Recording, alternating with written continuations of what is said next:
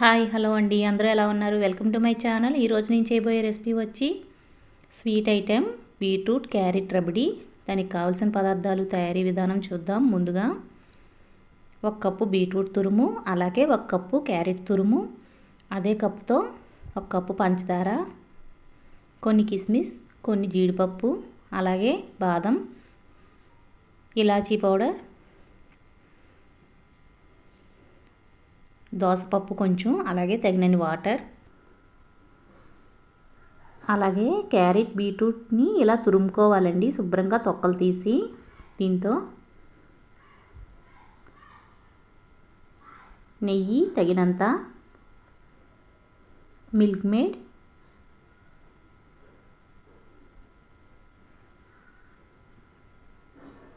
అలాగే కొన్ని ఖర్జూరాలు తీసుకోవాలి. ముందుగా స్టవ్ వెలిగించి ప్యాన్ పెట్టి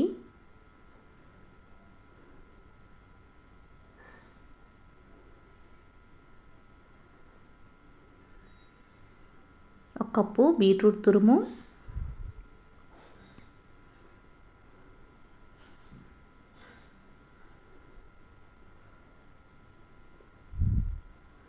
అలాగే 1 కప్పు క్యారెట్ తురుము కూడా వేసుకొని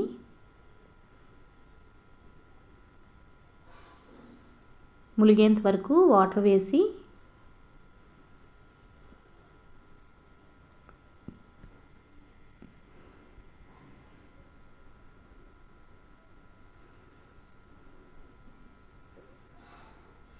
చక్కగా అంతా కలిసేలాగా ఒకసారి కలుపుకొని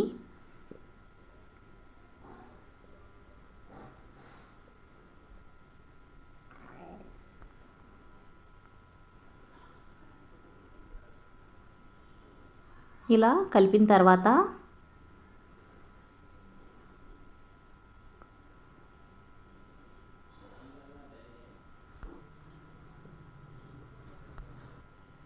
మూత పెట్టి ఒక 15 నిమిషాల పాటు సిమ్లో ఉంచి ఉడికించుకోవాలి.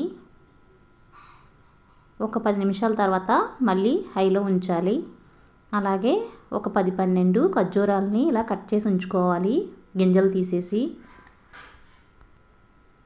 15 నిమిషాల తర్వాత మనకి క్యారెట్ తురుము ఉడికిపోయిందో లేదో చూద్దామండి.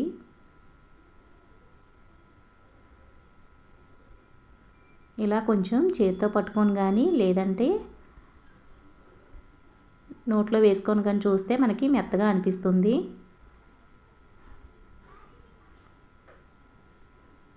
ఉడికిపోయిందంటే మనకి స్టవ్ ఆఫ్ చేసుకొని ఇలా స్టైనర్లోకి తీసుకోవాలి. వాటర్ అంతా ఒక గిన్నెలోకి వడకట్టుకోవాలి. ఇలా వడకట్టుకున్న తర్వాత ఏదైనా ఒక గ్లాస్ తీసుకొని ఇలా ప్రెస్ చేస్తే చక్కగా వాటర్ అన్నీ ఒక గిన్నెలోకి దిగుతాయండి ఇలాగా. ఇప్పుడు స్టవ్ పై ప్యాన్ పెట్టి స్టవ్ వెలిగించి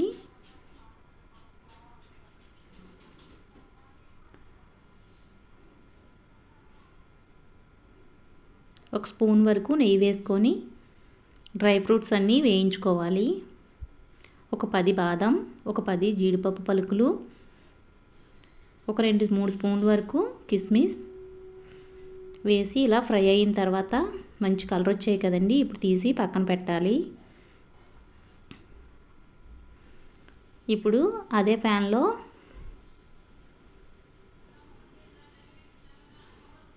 ఒక స్పూన్ నెయ్యి వేసి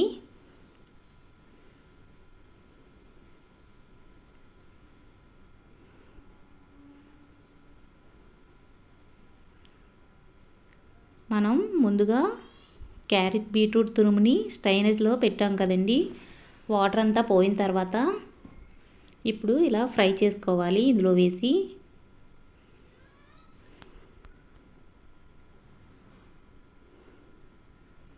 ఇలా 1 నిమిషం పాటు వేయించుకున్న తర్వాత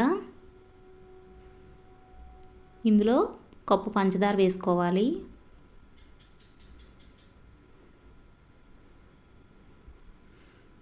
చూసారు కదండి, ఇలా వేసిన తర్వాత చక్కగా కలుపుతూనే ఉండాలి. సిమ్లో ఉంచుకోవాలి స్టవ్ మాత్రం. ఇలా మనకి ఉడికి కొంచెం లిక్విడ్ లాగా వచ్చింది కదా, మనకి పాకం వచ్చిందండి. ఇప్పుడు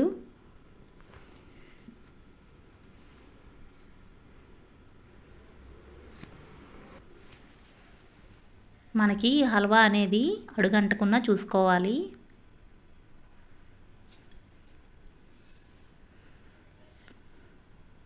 ఇలా చక్కగా కలుపుతూనే ఉండాలి. ఇప్పుడు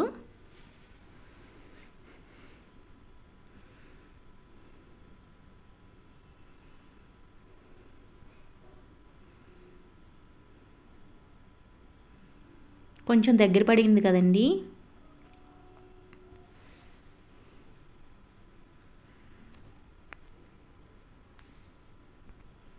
ఇలా కొంచెం దగ్గర పడిన తర్వాత ముందుగా ఖర్జూరాలు కట్ చేసి పెట్టాం కదా, ఇవి ఇందులో వేసుకోవాలండి.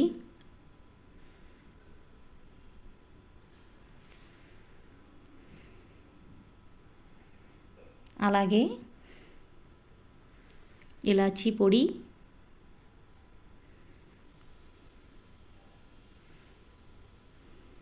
ముందుగా మనం వేయించి పెట్టాం కదా డ్రై ఫ్రూట్స్ కూడా ఇందులో వేసుకోవాలండి. దోసపప్పుతో సహా వేయించాం కదా మొత్తం డ్రై ఫ్రూట్స్ అన్నీ, అవి కూడా ఇందులో వేసుకోవాలి.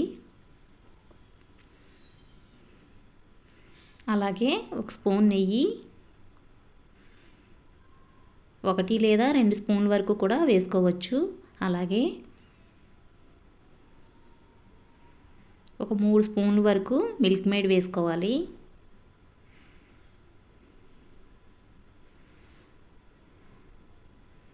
మనకి కొంచెం లిక్విడ్లా ఉన్నప్పుడే ఇవన్నీ వేసుకోవాలండి. మరీ దగ్గర పడేంత వరకు కూడా చూడకూడదు, లేదంటే దగ్గరగా మాడినట్లుగా అయిపోయి గట్టిగా అయిపోతుంది హల్వా అనేది. కొంచెం వాటర్ ఉన్నప్పుడే మనం ఇవన్నీ వేయాలి. ఇలా వేస్తూ కలుపుతూ ఉన్న తర్వాత మనకి దగ్గర పడిపోతుంది.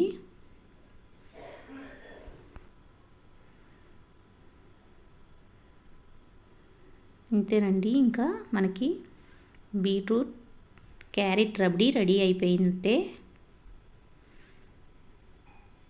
మరీ చిక్కగా అవనవసరం లేదండి, ఈ కన్సిస్టెన్సీలోకి వస్తే సరిపోతుంది. లాస్ట్లో ఒక స్పూన్ నెయ్యి వేసి ఒక్కసారి కలుపుకుందాం మళ్ళీ.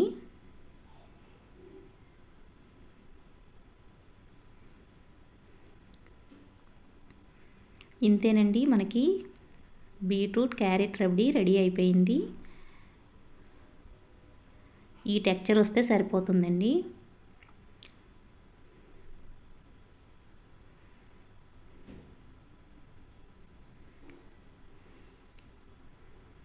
ఈ స్వీట్ మనకి చాలా బాగుంటుందండి. ఒకసారి మీకు కూడా నచ్చితే ట్రై చేయండి. ఈ వీడియో కనుక మీకు నచ్చినట్టయితే please like, share and subscribe. Okay, bye అండి. చూసారు కదా బీట్రూట్ క్యారెట్ రబడీ, టేస్ట్ అయితే చాలా బాగుందండి.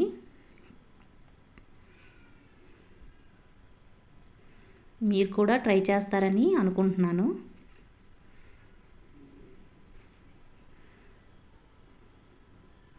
మనకి తింటుంటే చక్కగా డ్రై ఫ్రూట్స్ అన్నీ తగులుతున్నాయండి, క్రంచీగా, భలే టేస్టీగా ఉంది. చూసారు కదా. Okay, bye.